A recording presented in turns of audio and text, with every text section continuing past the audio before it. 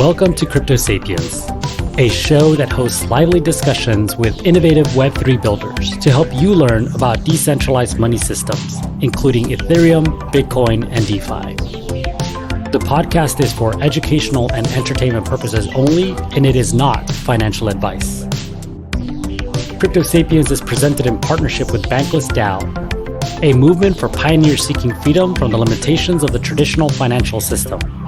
Bankless DAO will help the world go bankless by creating user-friendly on-ramps for people to discover decentralized financial technologies through education, media, and culture. Hello, everyone, and welcome back to another episode of Crypto Sapiens. And today we are talking with Regan, not Regan. Let's make sure we get that right straight off the bat. Regan joins us to share her wonderful story of learning about crypto and falling deep down the rabbit hole, coming out the other end as an influential figure who is helping to break down barriers for new people to find their way into crypto, in particular women, through Astro Girls, an NFT project where she is a co-founder. We talk about getting started in crypto, being mindful of our health and wellness, opportunities in onboarding to DAOs, and becoming a contributor. As she says, people add value by being people. Without further ado, let's get started. Really excited to be here. I love Twitter Spaces, and it's been great speaking to both you and Jairus. So I'm really just excited to chat.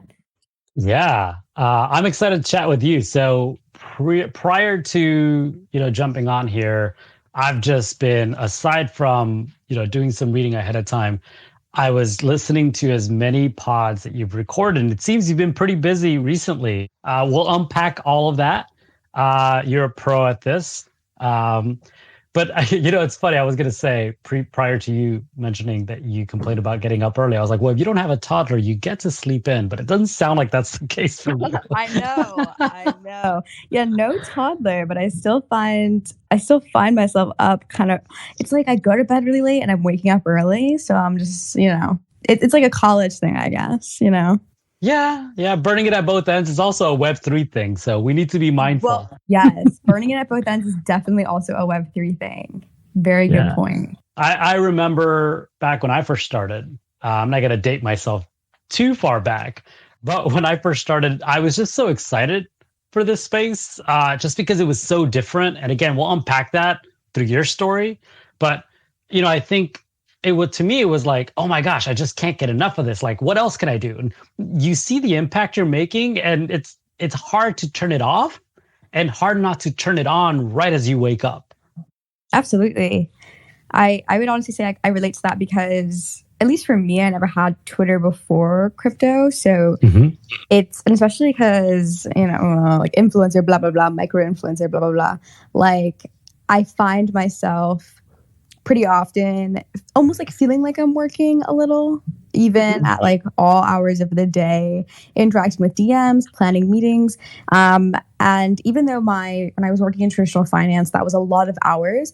When I left the office, right? I would do like 12 hours, but when I left the office. So I think there's like definitely like I don't know, I hate calling it like work-life balance or even work-life integration, but I definitely think that Web3 can be a place where it can be really exciting and really great, but also like a really a space that almost accelerates burnout, I think, for a lot of people. Oh man, wow. Okay, so you're probably gonna hear me say wow a lot because I think you are able to communicate things in such a nuanced but accessible way. Like everything that I've heard you, in talking about, whether it was an interview about who you are or, talking about Astro Girls, you just have a way in communicating that. So that was incredibly well said. And thank you for that. And maybe we'll even explore some of that today. Thank you. I really that it really is such an incredible compliment. So thank you. That's really kind of you. Thank you very much. Oh, you're very welcome. So let's get started. How did you come to learn about Web3, and what were those first steps you took into the space of Web3? Yeah, so I would say it really starts last fall when my brother was at ETH Lisbon, and randomly I was studying in abroad in Vienna. And my brother, I didn't know what he was doing in Lisbon. He said a conference for work. That's like kind of, I guess, how a lot of people in crypto talk to people who aren't like in crypto, because if he said like Ethereum, ETH Lisbon, my eyes would probably glossed over. But he really wanted to see me and I wanted to see him. And Vienna was actually had just announced a lockdown. And I booked a flight to London Heathrow and begged him to come meet me out there. And he did. And this because he had been, staying in Lisbon for a bit longer, a couple weeks after ETH Lisbon. And just during that time, my brother's full-time into crypto, and he had mentioned DAOs. Even on the first night, he'd mentioned DAOs to me, Constitution DAO, and I kept asking him over and over, like, what does a DAO mean? I was really confused, but just like a big part of that trip, or maybe even a small part of that trip, was him talking about crypto. But a big part of that trip for me was me realizing he has so much freedom, right? Like we were able to travel for 2 weeks together all throughout London and all of Ireland. And he was just so free to do that with me while sustaining himself.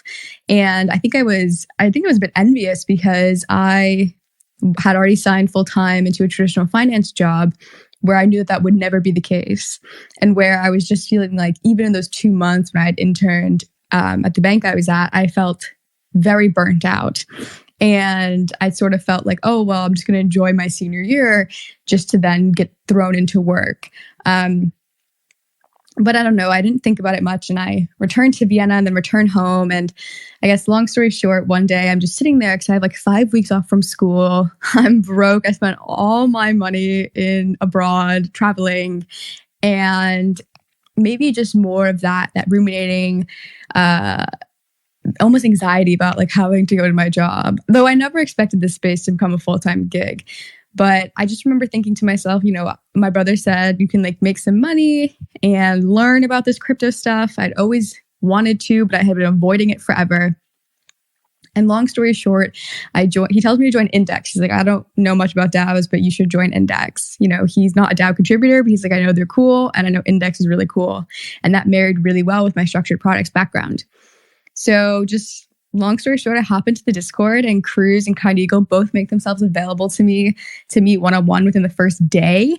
And that was so incredible that both Cruz and Kind Eagle just spoke to me and made the time for me.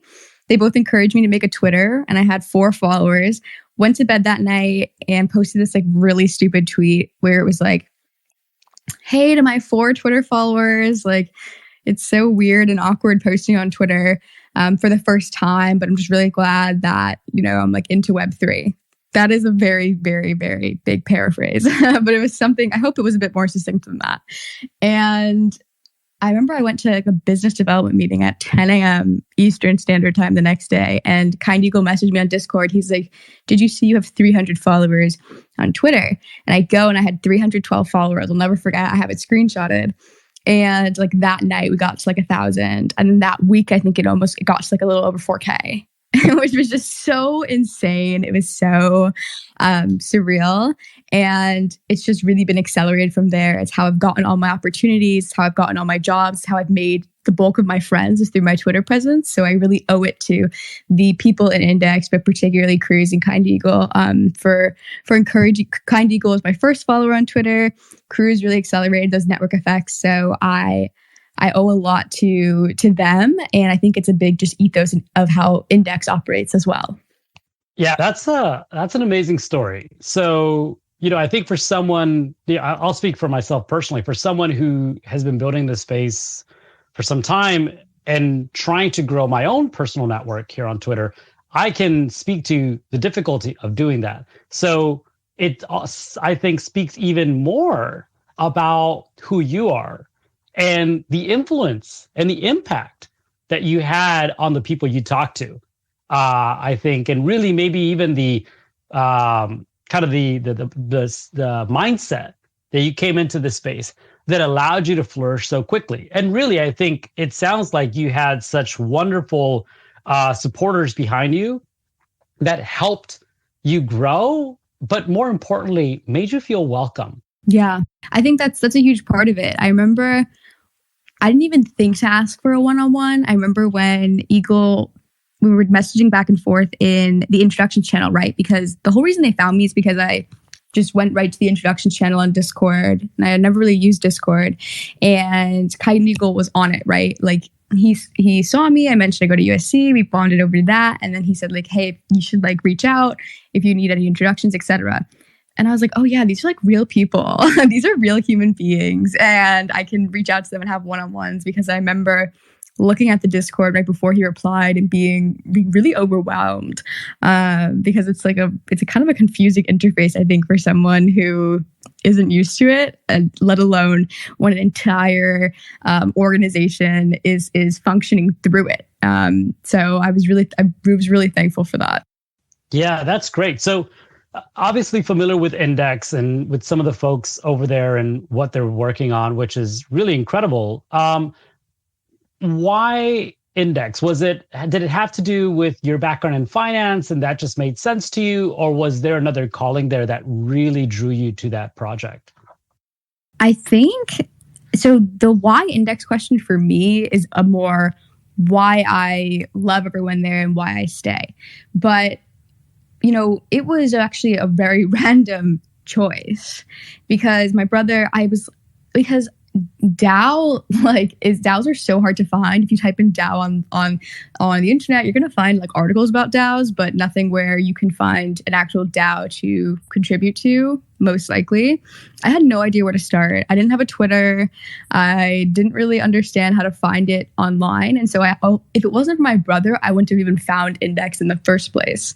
And so my brother just had asked around on my behalf. So he asked people in the ecosystem who had a lot of respect for Index, which then they told me about because they had a lot of respect for it, right? But I think for when it becomes like why Index, that question for me is more like why I stay and why I contribute. And even though it's like a very low touch contribution, I always like joke around. I'm like the biggest like fake Index contributor because I've been really busy, but like all my friends are there, is because the people there are so incredible. The onboarding experience is really unique and really clear, which I think for a lot of DAOs that I sort of shopped around in wasn't the case. And so for me, my why Index is just because the people there are incredible. And yes, of course, like my structured products background, being able to understand indices really helps and was something that drew me to them, at least to stay. But I'll never forget my brother, I just texted him and he just wrote like, in the Index Coop or cooperative, however you want to call it. And I was like, okay, now what? He'd like hold my hand a lot through it. So again, if it wasn't for that in-person connection, I wouldn't be here. So that's also something that I'm really thankful for and that not a lot of people have, of course. Yeah, I'm going to try to think back to my own personal experience, and it feels like forever ago, but I agree with you. One of the things that to me was the most impactful were the people that were already in my life, the people that I got to connect with in the real world, right? Not necessarily in the virtual world.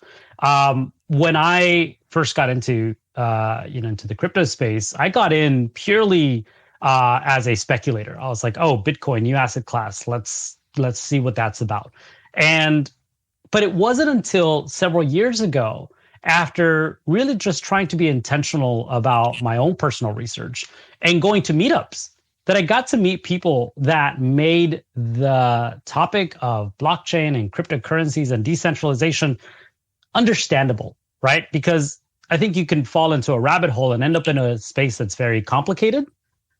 So it's great to hear that you had people in your network of trust, in your circle of trust, like your family, like your brother, who were able to do the same for you. And then that your first experience, there were people that were willing to kind of continue that type of onboarding for you. And sounds like that's just, par for the course for them.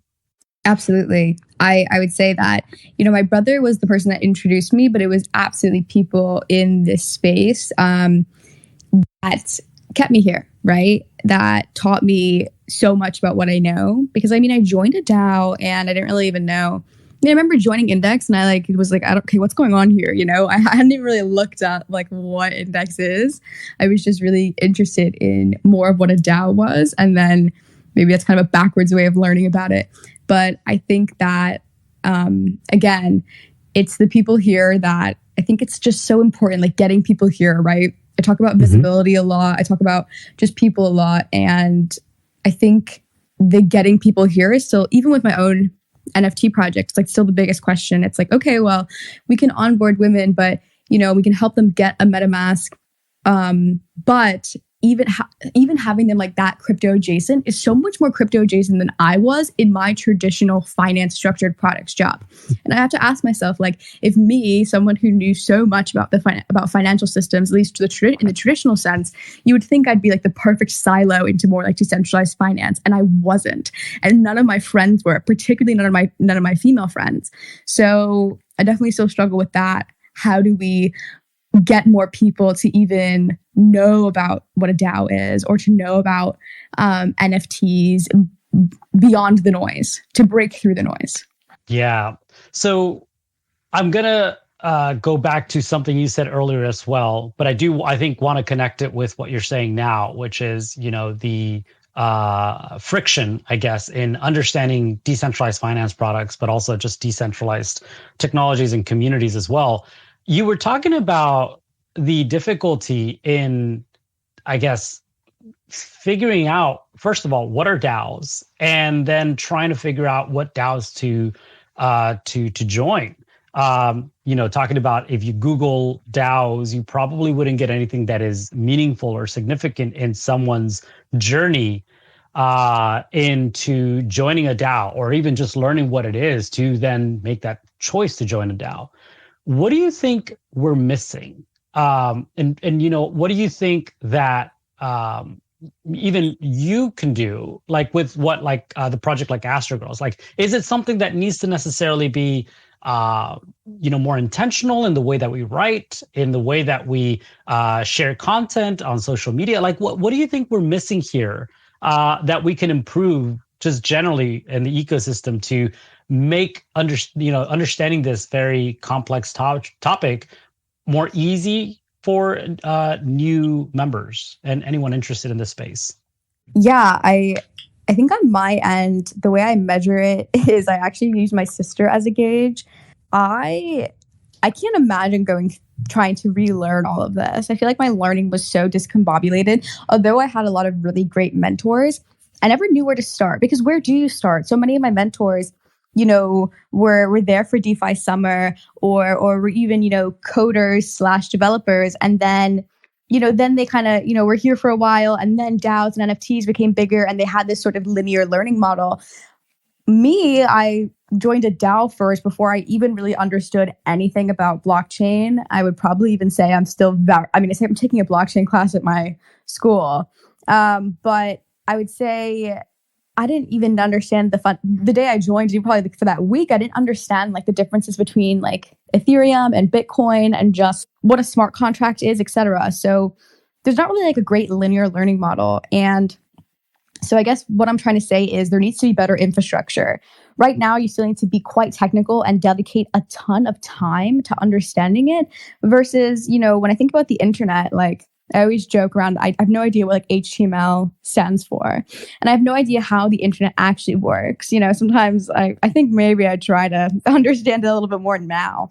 But I was using the internet, like 10 years old, and I had no idea how it worked. But the interface and infrastructure was so well done, it didn't matter. It just worked.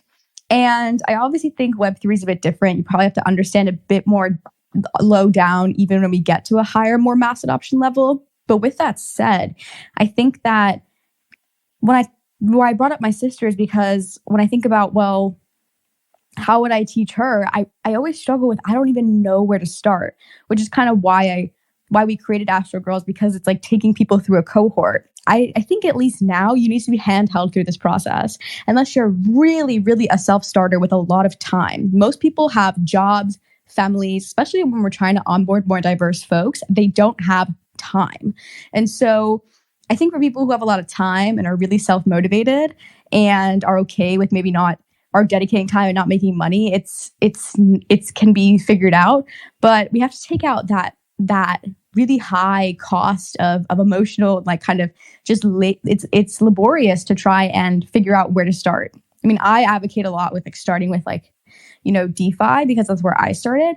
But I always am trying to challenge that, like, what's best for other people? How am I biased as someone with a finance background? So the TLDR of that is I think the infrastructure is still very poor. I think you still need to be incredibly technical to understand this space, which is a big blocker to a lot of people who are just tell themselves they're non-technical and are afraid of those technicalities. Like I was and probably still am a bit.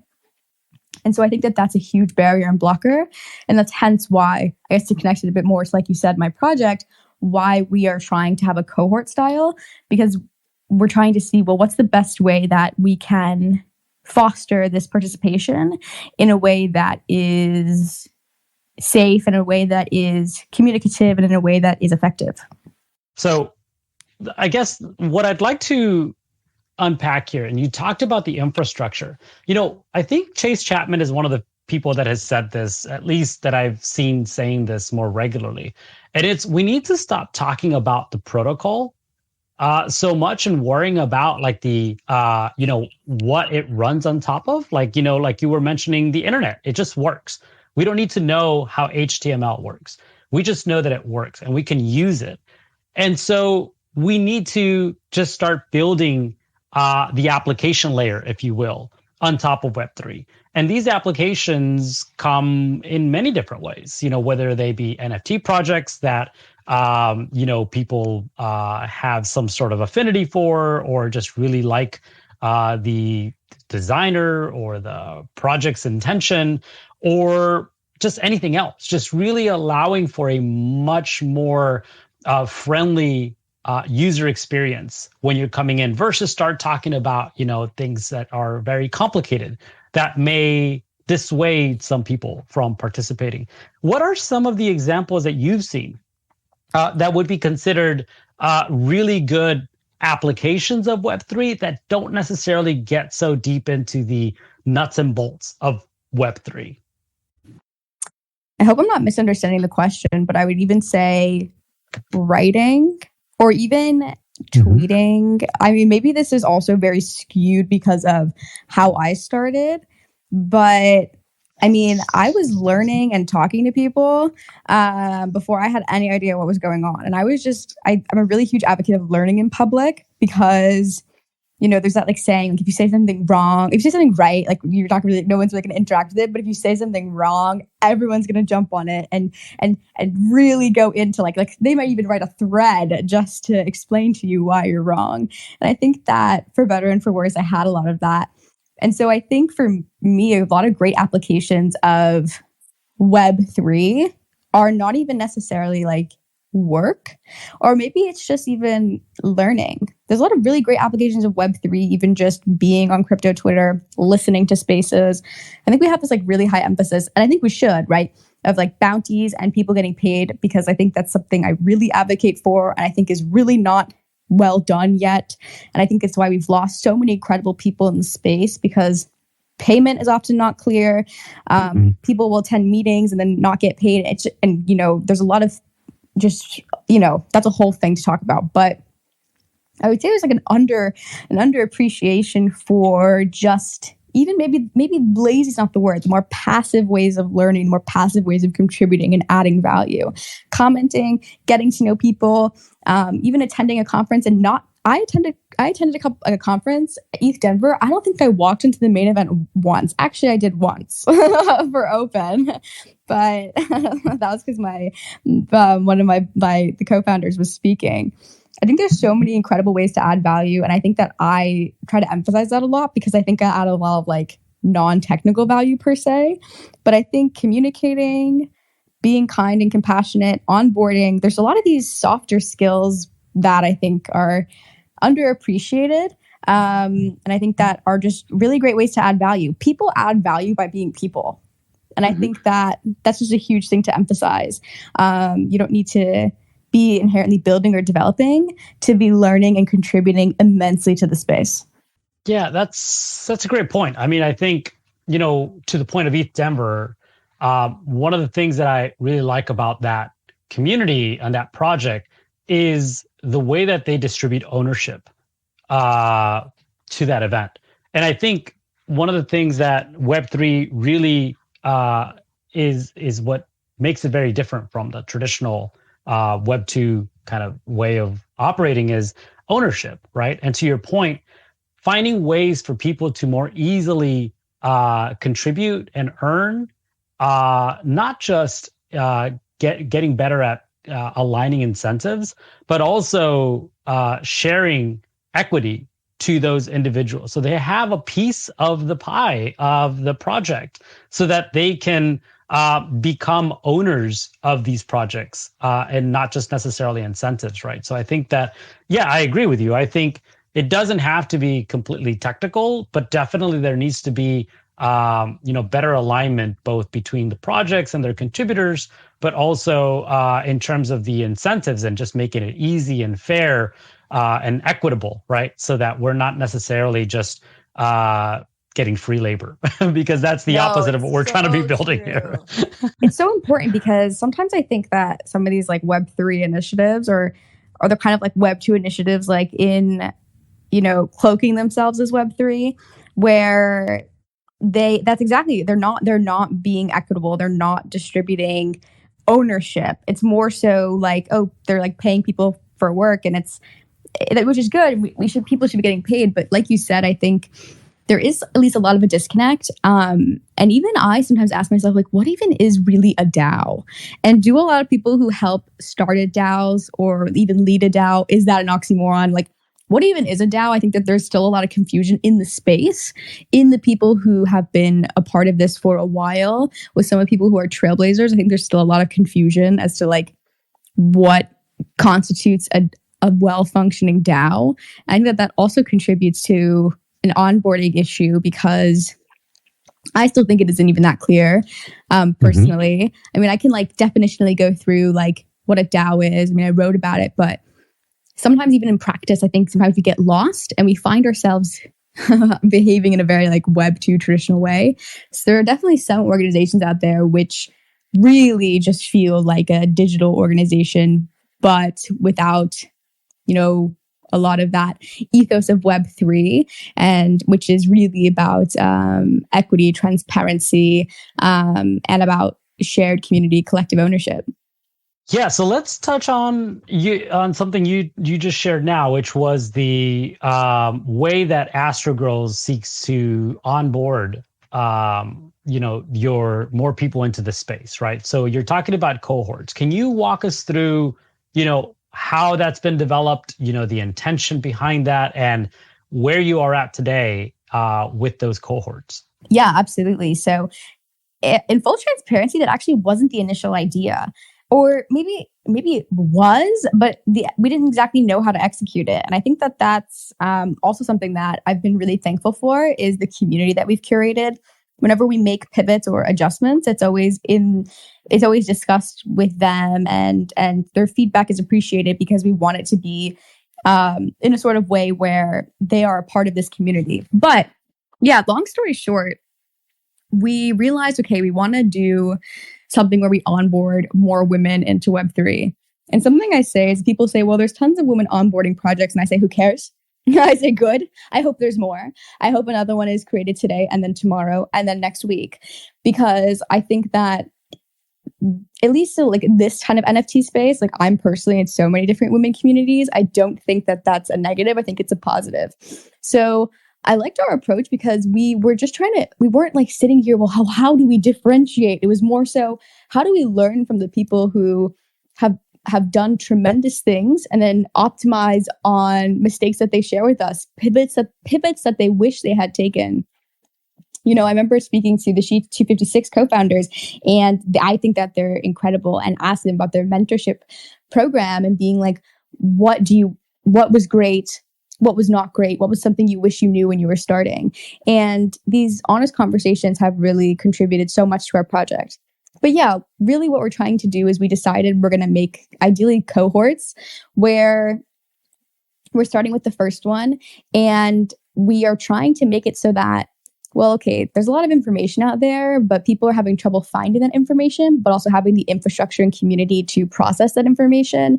So we're doing it in a very kind of social way, a social learning model, if you will, as a cohort, where we're connecting people with each other, pairing them with other mentees to make friends, pairing them with a mentor, either within AGS or maybe even not, who is willing to teach them and help them. And our end goal is that they can be either employed or making money through Web3. If they have no interest in that, that's fine. It's a kind of participate how you feel type of cohort vibe. And we just want to make ourselves available. Like this week I'm leading our with two other people who are helping contribute with me. We're leading a welcome to Web3 session where we're going to be sharing slides and we're going to just be talking. It's going to be a conversation. People can come up and ask questions because, at least for me, I'm not a big reader. I never have been. I try to get more into it, but I'm a listener and I like to interact.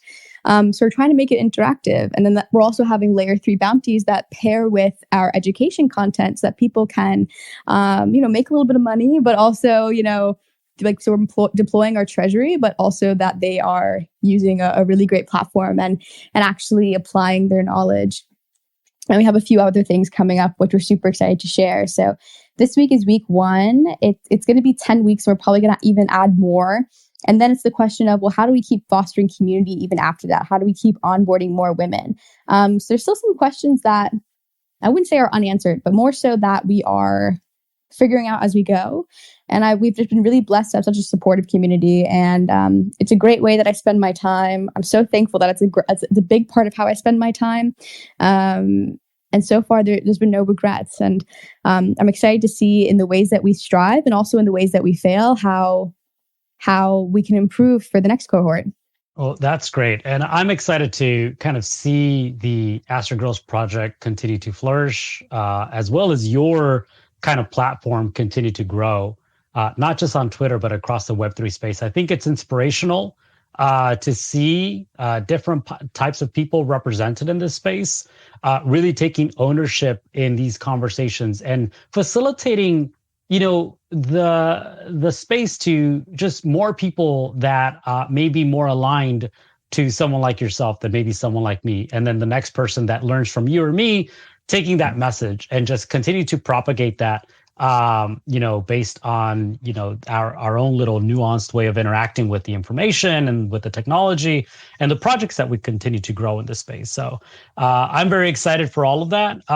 If there were a few parting words on your end in terms of like what you've learned and what you hope to see in this space to continue to grow and innovate, what would that be? Yeah, I would say, I even mentioned this in a tweet, not everyone has to be dedicated to onboarding, but if the goal is mass adoption, if the goal is to get more people in here, onboarding has to be effortful and onboarding has to be diverse. And that includes men, that includes women, it includes everyone. So I think my biggest advice is you don't need to necessarily be, contributing or starting an onboarding project, but I think effort is important. And I think that it's always like be the change that you wish to see. And I think that, if you maybe see like a diverse project and you maybe don't fit that particular community model, maybe it's like more targeted for women or people of color, I still think trying to show support or offering, mentorship, et cetera, if you're able to, right, is something really instrumental because I think it's incredibly helpful. We've had a lot of people offer to help us and be really instrumental mentors for us. And so I'm really thankful for that. So I guess my parting words are, if you are in this space and you want to see more people in this space, it takes effort, but the effort is worth it. And I also think that at the same time, just keep doing you. I think sometimes we take things so seriously and a lot of things are serious and a lot of things are really important, but there can be a lot of stress sometimes that we put on ourselves, especially people who post a lot on Twitter, micro-influencers like myself, or even people who are building and constantly trying to meet deadlines. I think things are working out. I think things are panning out really well. And so I think, just also be easy on yourself and just keep enjoying it, because I think also natural joy and our success will also bring more people here as well. So I guess that's my parting words. Like, if you're just also be honest. If you're enjoying it, be honest. If you're not, also be honest. That's how we make things better. It's how we improve. So, and if you be the change that you wish to see, and if you wish to see more people in the space, it does require a conscious effort. And there are people that you can team up with who are already making that conscious effort. That's a wrap. I hope you've enjoyed this conversation as much as I did. If you'd like to learn more about Regan and to connect with her, follow her on Twitter at Regan, not Reagan. And to learn more about Astro Girls, go to astrogirls.wtf and on Twitter at astrogirls_NFT. Thanks for listening to Crypto Sapiens. Please give us a follow, like, and a 5-star review wherever you enjoy your podcast. And stay tuned for our next discussion.